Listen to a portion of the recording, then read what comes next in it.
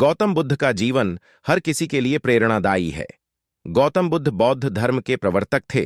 इनका जन्म 443 ईस्वी पूर्व तथा महापरिनिर्वाण 573 ईस्वी पूर्व में था। बचपन में उनको राजकुमार सिद्धार्थ के नाम से जाना जाता था।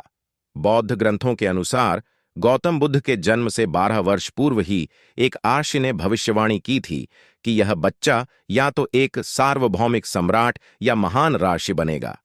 35 वर्ष की आयु में उन्हें ज्ञान की प्राप्ति हुई थी। वह संसार का मोह त्याग कर तपस्वी बन गए थे और परम ज्ञान की खोज में चले गए थे। आइए आज हम आपको सिद्धार्थ के महात्मा बुद्ध बनने तक के सफर के बारे में बताते हैं। बुद्ध का गोत्र गौतम था।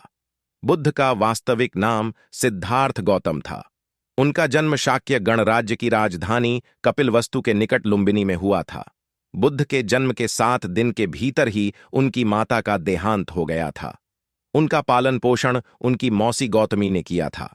शिशु का नाम सिद्धार्थ रखा गया था। शाक्य वंश के राजा शुद्धोधन सिद्धार्थ के पिता थे।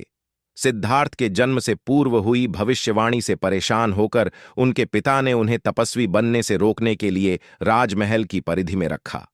गौतम राजसी विलासिता में पले बढ़े। बाहरी दुनिया से आक्रांत, नृत्य करने वाली लड़कियों द्वारा मनोरंजन, ब्राह्मणों द्वारा निर्देशन और तीरंदाजी, तलवारबाजी, कुश्ती, तैराकी और दौड़ में प्रशिक्षित किए गए थे। कम उम्र में ही उनका विवाह राजकुमारी यशोधरा से करा दिया गया।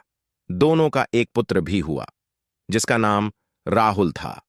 गौतम बुद्ध की वजह से बदल गया इस स्त्री का जीवन। जाने कैसे सिद्धार्थ बचपन से ही अत्यंत करुण हृदय वाले थे। वह किसी का भी दुख नहीं देख सकते थे। इतने प्रयासों के बाद भी 21 वर्ष की आयु में उनकी अपने राज्य कपिलवस्तु की गलियों में उनकी दृष्टि 4 दृश्यों पर पड़ी। ये दृश्य थे: एक वृद्ध विकलांग व्यक्ति, एक रोगी, एक पार्थिव शरीर और एक साधु। इन 4 दृश्यों को देखकर सिद्धार्थ समझ गए थे कि सबका जन्म होता है, सबको बुढ़ापा आता है, सबको बीमारी होती है और एक दिन सब मृत्यु को प्राप्त होते हैं। इससे व्यथित होकर उन्होंने अपना धनवान जीवन, अपनी पत्नी, पुत्र एवं राजपाट का त्याग करते हुए साधु का जीवन अपना लिया और जन्म, बुढ़ापा, दर्द, बीमारी और मृत्यु से जुड़े सवालों की खोज में निकल गए। सिद्धार्थ ने अपने प्रश्नों के उत्तर ढूंढने शुरू किए। समुचित ध्यान लगा पाने के बाद भी उन्हें इन प्रश्नों के उत्तर नहीं मिले। फिर उन्होंने तपस्या भी की, लेकिन अपने प्रश्नों के उत्तर नहीं मिले। इसके बाद कुछ और साथियों के साथ अधिक कठोर तपस्या प्रारंभ की। ऐसे करते हुए 6 वर्ष व्यतीत हो गए।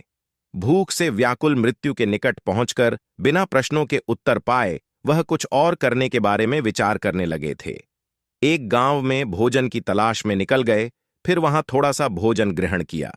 इसके बाद वह कठोर तपस्या छोड़कर एक पीपल के पेड़, जो अब बोधि वृक्ष के नाम से जाना जाता है, के नीचे प्रतिज्ञा करके बैठ गए कि वह सत्य जाने बिना उठेंगे नहीं। वह सारी रात बैठे रहे और माना जाता है यही वह क्षण था जब सुबह के समय उन्हें पूर्ण ज्ञान की प्राप्ति हुई थी।